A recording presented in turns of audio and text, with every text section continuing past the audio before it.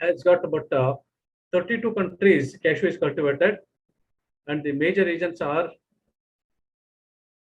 Latin America, West Africa, and 8 countries in Asia Pacific region and East Africa. So these are the major cashew growing regions comprising of 32 countries. So at present, global production is estimated at 37.75 lakh metric tons, of which India has 7.38 lakh metric tons, which contributes to about 19.54% to the total world's cashew production. Dr. Desai? Yeah, madam. Sorry to interrupt, sir. Your slide is not moving.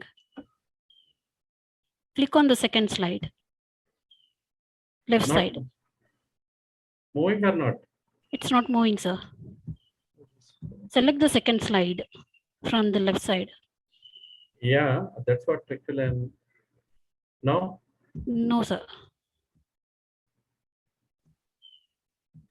This is, here it's moving, madam. Anyway, I will sir, go ahead. Okay, sir. Yeah, tell me, madam. You're not in slideshow mode. It's in normal mode. No, it is in slide. In my laptop, it is in slideshow mode only. Okay. So okay, if then now, if I move. Yeah, now it is moving. Now it is moving. Now it's selected. Selected. Yeah. Major regions of cashew production. That slide we can see. Now. Yeah, now it is in the third slide. Third slide, but in presentation mode or in? It's a normal mode, sir. Normal mode. Shall I go with this? Yeah, please go ahead. As you speak, please change the slide, sir. Yeah.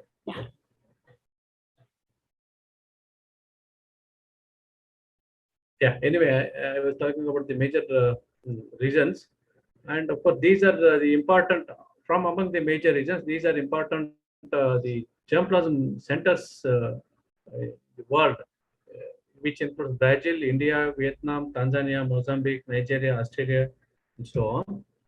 So actually, cashew is native to Brazil. So Brazil has got 2 types of cashew genotypes. One is common type, which is vigorous growth type, and then another one group is a dwarf type, which is a dwarf type, and then the nut and everything is small compared to the common type.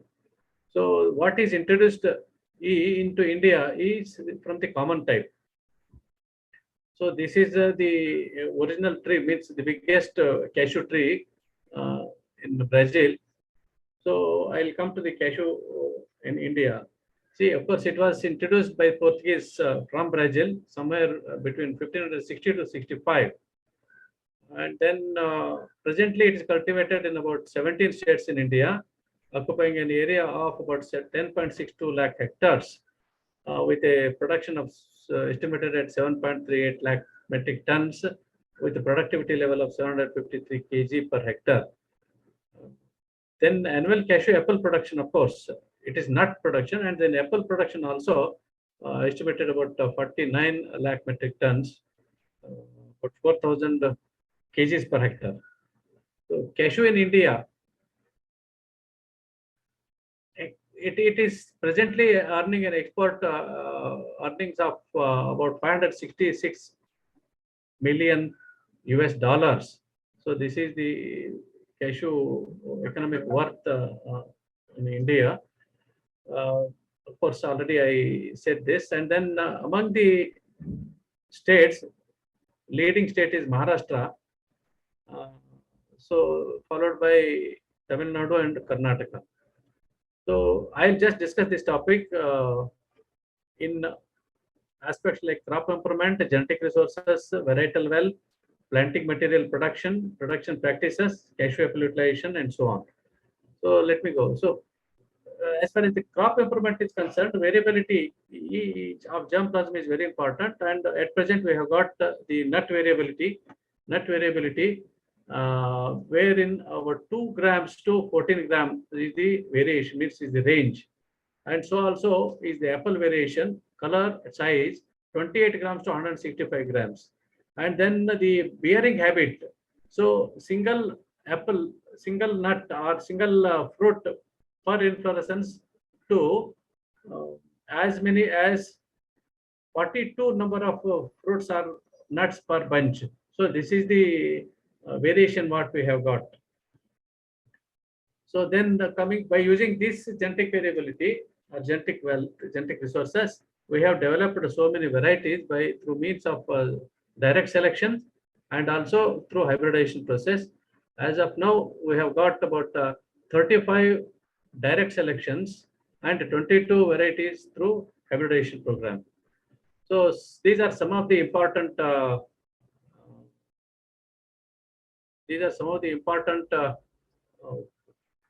a cross section or a profile of important commercial varieties, which include, of course, the Vengulla varieties, Ulal varieties, these are Puttur varieties.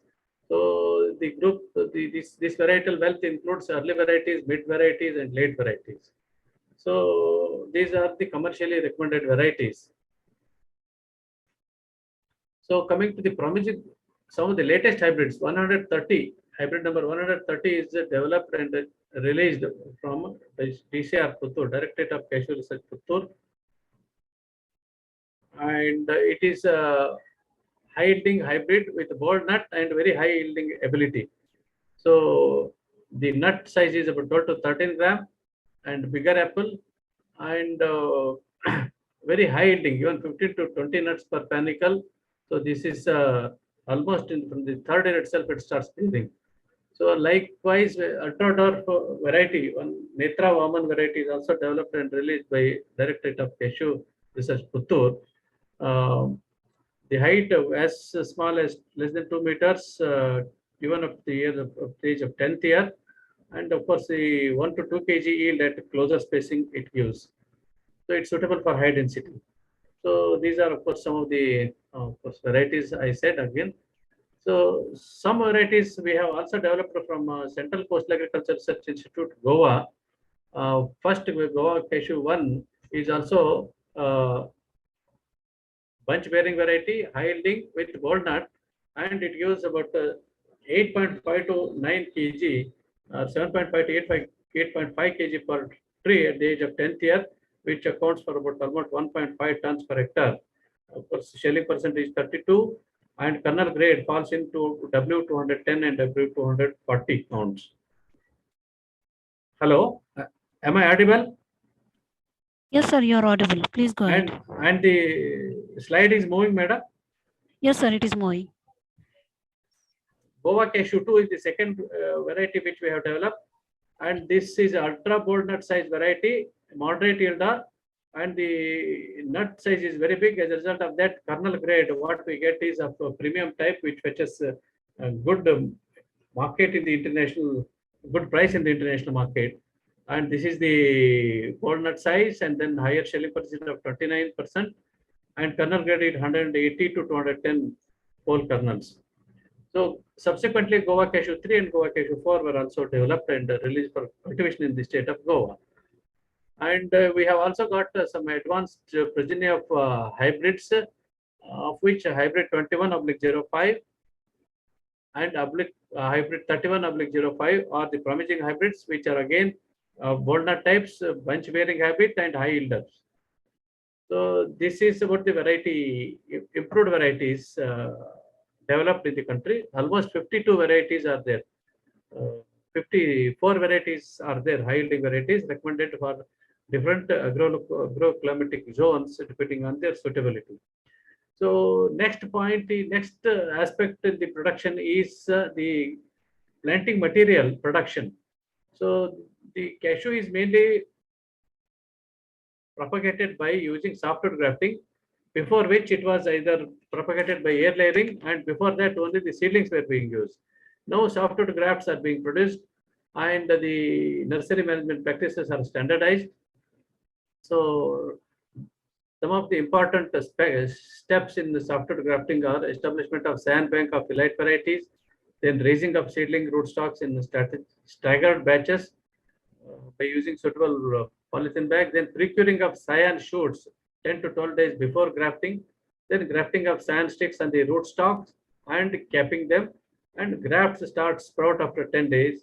Oh, this is the grafting method. So softwood grafting technique, with which has got about more than 80% success in general, and we in India we have got about 85 regional nurseries which are supplying the elite quality planting material of elite varieties. So we have got the capacity to produce about more than 1 crore cashew grafts annually. So then the next is the establishment of a cashew plantation, which includes the land preparation for planting. And the land preparation starts with the laying out, means preparing of the land, then the laying out of the plot. Normally, the recommended spacing is 7 meter by 7 meter. Earlier it was 8 meter by 8 meter. 7 meter by 7 meter accommodates about 200 grafts per hectare. And then the points are marked and the pits are opened as per the spacing. So the pits are filled with 15 to 20 kg farmer manure plus 500 gram rock phosphate at the time of planting. So it is planted in the month of, say, beginning of June, or in some high rainfall. Of course, the continuous rains are there, means avoiding the heavy rainfall period, maybe at the end of July or beginning of August.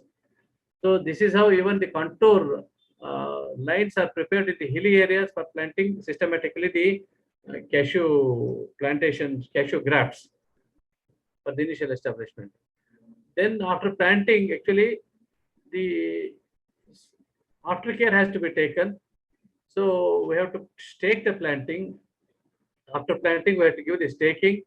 Then regularly we have to means whatever side shoots will come below the graft joint, we have to remove them. Then de-blossoming should be done during the first 1 or 2 years in the regular spaced orchards. Then tea topping to be done at 3.5 to 4 meter height at normal spacing. Depending on plant spacing height, to be regular height has to be regulated. Removal and dead and lanky branches and shaping of the tree has to be taken care of. Annual application of recommended manure is an important aspect. It starts right from the second year after taking up the planting. So then simultaneously soil and water conservation practices and irrigation practices are also recommended. Of course, this is in the period other than the rainy season.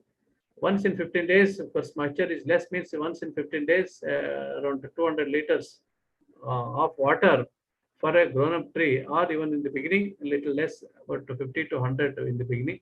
So subsequently, gradually, the water quantity will be increased.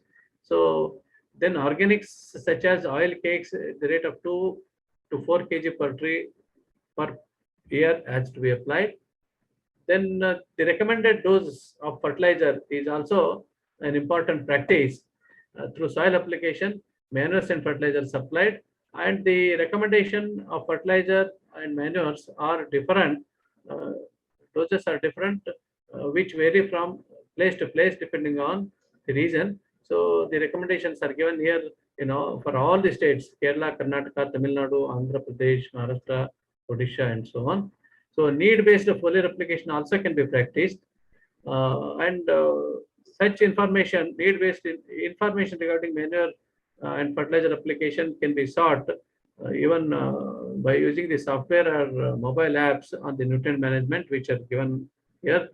So then in the initial period, intercropping in cashew also is an important practice, because in the normal spacing, cashew comes to bearing, means we recommend for commercial for taking commercial yield only from third or fourth year. So during which period it will be in juvenile phase, and then to maintain the plantation, a lot of interspace will be there. Interspace can be utilized for generating some income from the interspace. So pineapple, elephant foot yam, turmeric, and even vegetables like brinjal, chilies, tomato, or some of the suitable bhendi, okra. So these are high value vegetable crops which can also be intercropped in this interspace in the first 3 years. Then coming to the future prospects, see, cashew is no more a wasteland crop now. It's a dollar earning crop, and there is a great increasing demand at the national and international level. Global cashew industry growth rate means, of course, the kernel industry, kernel transaction in the international market is at a compounded annual growth rate of 4.6%. So it's promising this one growth rate. And India now has regained first position in production, processing, and exporting. Earlier, of course, slightly a few years back, it was taken over by Vietnam, but again, it has regained. Such a stiff competition is there in the international market. And we have got a raw nut processing facility expertise and excellent infrastructure facilities. And we have got the highest processing infrastructure, which has got the capacity of processing up to 18 to 20 lakh metric tons annually. Then replacement of senile plantations with elite types is also an important, there's a lot of scope for improving the productivity, because earlier our plantations were of seedling origin, and then they have become old, and then they need to be replaced, and there's a lot of scope for that, so that the domestic production is enhanced. And area expansion under elite varieties, particularly the non-traditional areas, has got a tremendous scope. And there is also scope for productivity enhancement through application of good agriculture practices for organic cashew production, which is in the present scenario is a niche area, even in the international market and domestic market also, because cashew is a nutritious nut, and consumers are highly sensitive to the residues and all that. So such studies on application of growth regulators and macronutrients are also having a tremendous scope. So now, what is the scope? Actually, I said Sir, production. Yeah, madam. The slides are not moving, sir. You're on 11th slide. Oh, I am explaining the 29th slide. Yeah, you're explaining the prospects. Prospects. Okay, I'll close it and go back to. Now? Yes, sir. Now it is. No, it is actually, yeah. Yes. I was telling about the prospects in the international. See, I said 32 countries are involved in the production. And at the international level, about 7.4 million tons is produced. And the global market is worth of 6.9 billion US dollars, as per the International Nut Corporation estimate. Actually, this is growing at this rate up to even, it is estimated up to 2025 also. So there are raw cashew nut importing countries, exporting and importing cashew nut shell oil, then kernel exporting and importing countries, then consuming countries also. There are more than 85 countries which are importing, kernel importing. These are all together, they form the stakeholders. So that's how its growth rate is about growing at, the industry is growing at 4.67% annually. So this is of course what I said. So Asia Pacific region is a very niche market, particularly besides Western and European market, because in terms of consumption, India is the leading consumer in the world. Domestic demand itself is very high. Cashew consumption in India stood at 132,767 metric ton. So this is the greatest demand what we have in the domestic market itself. The imports for shelled cashews increased, means even in China also, it increased from 2,317 metric tons to 2,318, 23,897 metric tons in 2020. Means almost 2,000 to 23,000 is the demand is increased. So China leads the region in the cashew. In the Pacific region, demand is maximum from the China side, followed by Japan, Thailand, and of course India. So this is, then there's a lot of scope even for enhancing the productivity by adopting high density planting in cashew. So high density also can be adopted at a regular spacing is 8 meter by 8 meter, which accommodates 200 grafts per hectare. As regards high density, at the level of 5 meter by 5 meter, 400 plants, 4 meter by 4 meter, 625 plants, 6 meter by 4 meter, 416 plants. So like that. Of course, the different types of levels of density, high density can be maintained. And then, of course, with this high density level, 10th year, the thinning of the uh, one row in between two lines is recommended. So this is the lacuna.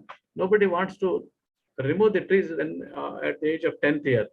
But of course, as far as the productivity enhancement is concerned, it contributes tremendously.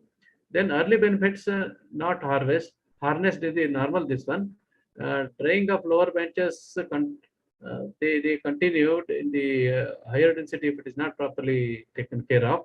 So these are some of the lacunas, impediments.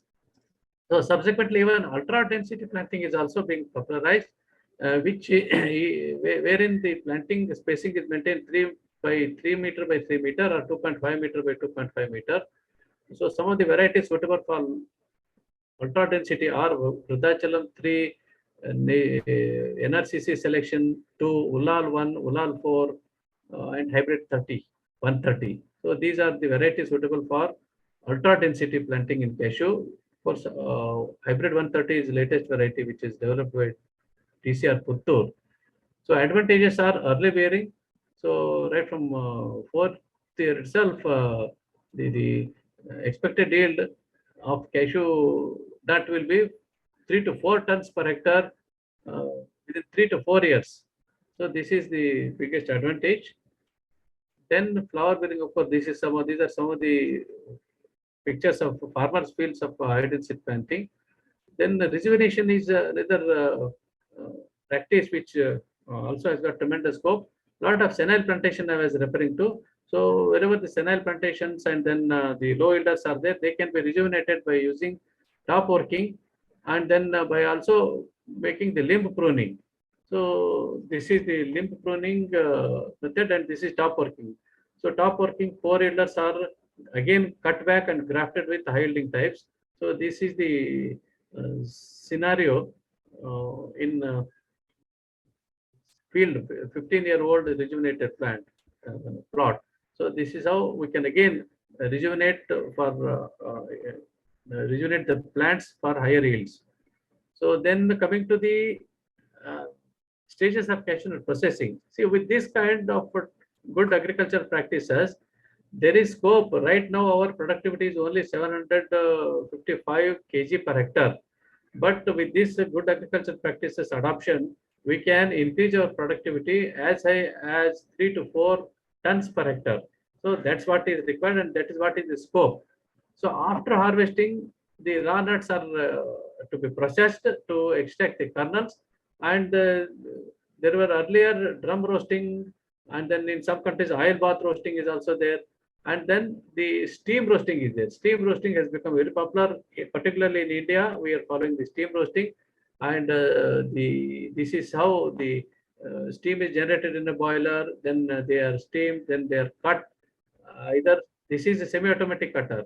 Otherwise, now automatic cutting machines have come. These are all semi-automatic cutting machines, and then kernels are dried in hot air ovens. So then kernel peeling, kernel drying process, kernel grading, and then packing. So these are different steps to achieve the end product. So there are different grades even in the domestic market and also international market. The cashew kernels, white holes are marketed based on these grades. W180 means 1 pound of whole kernels will have the 180 counts. So 1 pound of weight of whole kernels will have 180 counts. This is the premier grade. And next is 210 counts. Next is 240, 280, like that. And even the broken ones and then tidbits are also traded in this. So then coming to the other part of cashew is cashew apple. A huge quantity of cashew apple is getting wasted because hardly it is being used. And of course, a lot of technologies are already there. Kerala Agricultural University has standardized so many, and Directorate of Agriculture Cashew Directorate of Cashew Research also. They have developed a lot of technologies for processing cashew into value-added products. And then in Goa, of course, beside this, Goa particularly, cashew apples are being used for the production of cashew fenny. Of course, Mr. Bhakta will give a separate talk on this, I believe. So this is how cashew apples are also utilized. In our research station, we have also developed a technology for processing cashew apple into a cashew apple crunch, a novel souvenir product, which is like a dehydrated candy. Uh, it is crunchy and then value-added product. See, these are the value-added products, which also will bring in additional income besides the cashew nuts and the cashew kernels. So these are some of the special features. See, 1 kg from 1 kg of cashew apples, if it is processed into cashew apple crunch, about 750 gram of cashew apple crunch final product we can get, and the product can be packed in 150 kg polythene bag or PET bottles, which can store without any preservative addition for about 12 months without any problem. Then 3 lakh rupees per hectare can be accomplished or achieved if the cashew apples are also put to use. Even if we take 50% of the cashew apple biomass, is very well able to give the additional income. So technology is simple, and of course, we are technology is with us. We are ready to commercialize it. Then another byproduct is cashew nut shell liquid, a potential byproduct. Raw cashew nut shell contains about, see, when the cashew nut from the raw cashew nut, when cashew kernel is extracted, this is the cashew nut shell. So this has got the cashew nut shell liquid. See, in the border, whatever thick shell is there. So these are the cashew, after cashew kernels are extracted. So these are the cashew shells. So this cashew nut shell liquid is rich in anacardic acid and very many polyphenols. So as a result of that, actually, the cashew, lot of industrial applications are there. Cashew lacquer, then insulating varnishes can be prepared by using this, electrical conductor windings, epoxy resins, cashew cements, laminating resins, brake liners, automobile brake liners can be, this can be used for preparing the automobile brake liners, rubber compounding resins, foundry chemicals. So this is how the cashew shells are also having a lot of industrial value. Besides that, after extracting the cashew kernel itself has got another thin layer called a testa. This also it's a byproduct from the industry. So this is also suitable for, because it's rich in fat, protein, and suitable for animal fat and tanning, particularly in leather industry for smoothing the leather. This is utilized, even poultry feed it is utilized. So like that, this also gives lot of profit, means contributes to the income. So that's how the scope is there. Then coming to list out these different challenges ahead, uh, enhancing and harnessing the genetic potential to develop climate smart varieties is a big challenge before us. And for that, of course, this is very much required, because our industrial processing capacity in our country is about 18 to 20 lakh metric tons per annum, but we are producing only about 7.5 to 8 lakh metric tons per year. Almost 50% is being imported from other countries. So this is the biggest challenge for us to supply the domestic processing sector by our domestic produce itself, because now we are importing from African countries. Earlier we were importing from Vietnam. Vietnam stopped exporting to us because they started processing themselves. Like that, even African countries also will stop exporting raw nut cashew to us. So we are forced to increase our domestic production. So this is a big challenge, and this is an urgent need. So and then there's going to be a stiff competition in the international market, because African countries and Vietnam, they are also starting processing themselves, and they will compete with us in the international market. Besides that, a lot of pest and disease problems. We have major pest problems, namely tea mosquito bug and cashew stem and root borer. So this is tea mosquito bug, which is actually sucks the sap from the tender growth and also growing tender nuts and apples. And this is a cashew stem and root borer. It's a very obnoxious pest, very lethal pest. It immediately it kills the tree overnight. So these are the two dreaded pests actually. Tea mosquito can cause 100%. Though it is not killing the tree, but it causes 100% loss if it is incident in a large scale. So this is actually lethal pest, which see, this is the grub. This is the damaging stage. It bores and then kills the tree. So this is, of course, the management practices are there. It is recommended so for different places and different regions. So prophylactic sprays will definitely help in overcome these problems. So then, of course, this is how these are the symptoms. The tea mosquito bug damage. It can cause even 100% damage also. So cashew stem and root borer. So this is actually, these are the different stages. I just These are the different stages, instars of the grubs, and this is the cocoons. These are the adults. They lay the eggs in the collar region like this, and then immediately the first instar grubs will enter into the tree trunk and then start boring inside, feeding on the inner part of the bark. So this is a very, very tenacious, very, very dangerous pest for, it's a big challenge. So there are, of course, the practices recommended, but we are looking for some. So far, we have not found out any resistant types, but management practices will play a greater role.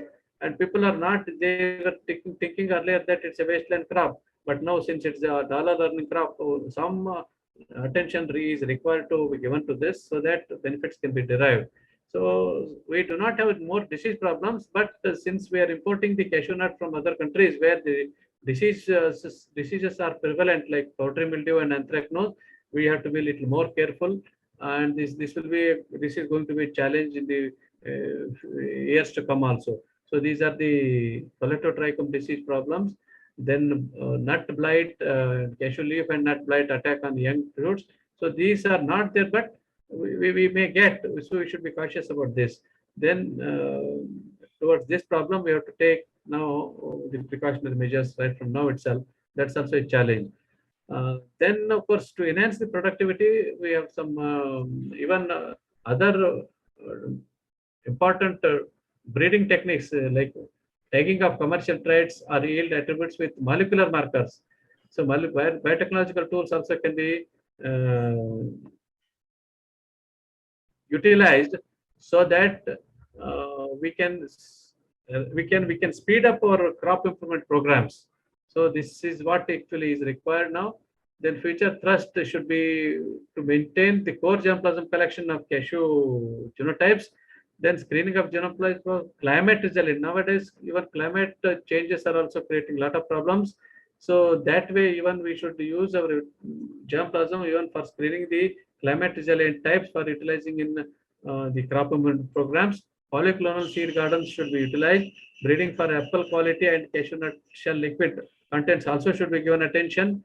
So then breeding for rootstocks, variety specific dwarfing rootstock for high density planting for problematic soils like salinity and such things also, and then resistant to cashew stem and root borer menace. So such things are to be kept in focus as a future thrust. So this Dr. is Desai? Yeah, please. Sorry to interrupt, sir. Since we are running short of time, shall we take Yeah, up some I'm questions? coming. Yeah, I will just I'll come to concluding. See, in the end, what I would like to say, see, we have the wealth, so we have to redefine our breeding objectives. Then we have to integrate breeding strategy with molecular marker tools. Then we should go for vibrant. We should go for search for resistant to or tolerance to tea mosquito bug or cashew stem and root borers and diseases, and also exploring non-traditional regions for area expansion, achieving domestic supply of raw nut, cashew nut to the processors, complete creation of cashew apple and cashew nut shell liquid, mechanization for separating nut and apple. So this is now presently done manually, but we should go for mechanization for this. So readiness for facing international competition. So these are some of the points that I just wanted to put before. Thank you for giving me this chance. Yeah, now it is open for Okay, sir. this. Thank you for the detailed presentation, sir. I'll go to the, I'll take up the questions now. Please. The first question is, okay, is cashew production an old industry? Are there any technologies introduced in recent years? No question, no, not clear. Is cashew production an old Production. industry? Are there Is cashew production in? An old industry? Yeah. Are there any technologies introduced in recent years? Oh, cashew. No, question is not clear. I'm not getting the question, madam. You see, old plantations were there, and then new. But our cashew area, although I said about 10 lakh hectares of cashew in the country, almost 50%, particularly maybe 50% of that in some of the states are still under seedling progeny only. Means there is a lot of scope for replacing them, or maybe sometimes they are senile and old. So there is scope for replacement of that with the elite new high yielding varieties. That's one thing. And then I said we have the processing industry which has got the capacity to process about 18 to 20 lakh metric tons annually. But with the level of our productivity of only 753 kg per hectare, we are able to produce annually only 7 to 8 lakh metric tons, which is even 50% of our industry requirement. So remaining 50% for running the factory for all the 12 months, the processors are depending on the import of raw nuts. So they are depending on, earlier they were importing from Vietnam and some African countries. Now Vietnam stopped because they started processing themselves. Then African countries are also thinking to process themselves. They are now exporting. See, for Nigeria and Tanzania are exporting, but other countries, even Tanzania is starting the processing themselves. So that way, they may not in future be able to export to us, so that we will not be able to run our industry for all the 12 months. So urgent necessity is for enhancement of domestic production by utilizing high-yielding varieties, good agriculture practices. And now, of course, of late, even industry developments are also there. Like earlier, see, they were using the mannets, wooden mannets for cutting the cashew nuts. Afterwards, semi-automatic cutters came. Now, automatic cutting machines, automatic graders, uh, automatic peelers. So, all these new machineries are also introduced in the new technologies are also introduced in the cashew processing industry. And cashew apple processing definitely will be a big area. I think this much I can say. Is it pertinent to your question? I do not know, but definitely yes. In the processing industries, automatic cutting machines and then peelers, automatic graders have come. Otherwise, manually they would be doing it. Now, a lot of speed up is possible because of the machinery introduction. Okay, sir. I'll go to next question now. Yeah. What would you say are some of the major achievements in research related to cashew in India? That's what I said. We have now at the national level, we have now about 54, even now 57 with the recent addition of new varieties. 57 high-yielding varieties uh, are right now available, which are recommended for different agroclimatic zones depending on the specific agroclimatic conditions. See, varieties, some of the varieties, say for example, Vengurla 4 is there, Vengurla 7, then Vruddhachalam 3. So these are varieties which are suitable even for many of the cashew growing regions in the country. That's why they are called even national varieties also. So of late, Directorate of Cashew Research has released one high-yielding hybrid variety, that's 130, hybrid number 130, and they have also identified the suitable. Some of the varieties suitable for high density planting. See, that's what I said. One recent variety is Netra Vaman, which is specifically suitable for ultra density planting also. So besides that, the different Now, earlier, they were not at all applying the manure, fertilizers and manures. Now, specific fertility, soil fertility based recommendations are given for different states. So that's how now then even foliar applications are recommended of nutrients, because during the flowering and fruiting time, mostly in the traditional areas which are rain-fed, means they are cultivated under rain-fed conditions, soil moisture will be very, very much depleting during this time, because after the rains are over, there will not be much soil moisture. But if we are providing the nutrients through foliar application, directly they will be, and quickly they will be available to the growing or developing nuts and fruits. So these are some of the things. And then micronutrients and then growth regulators are, yes, we have to still make a big way.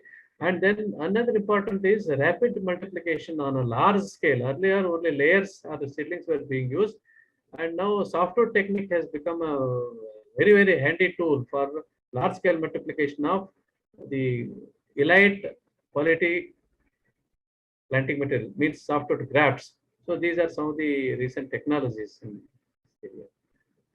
And of course, I said cashew apple utilization is another area.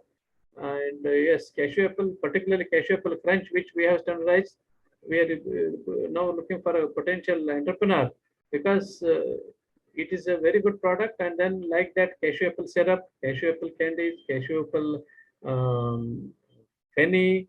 So cashew apple penny is already, and we have identified some consortium of microbes so that the penny recovery will be more. Of course, Mr. Bhatta will tell about it. So like that, of course, many technologies are available for enhancement of cashew income from cashew plantations. Yeah. Okay, thank you for answering that question, sir. Now we have, I don't find any further questions from our participants. So now we have come to end of question round, and agricultureinformation.com likes to thank Dr. Adavi Rao Desai for giving a very detailed presentation and answering all the questions. And we also like to thank all the participants for joining this meeting. The meeting will now be closed. Thank you, madam. Thank you I thank profusely for giving me this opportunity to share some of my views on this vision. Thank you very much. You're most welcome, sir. Thank you.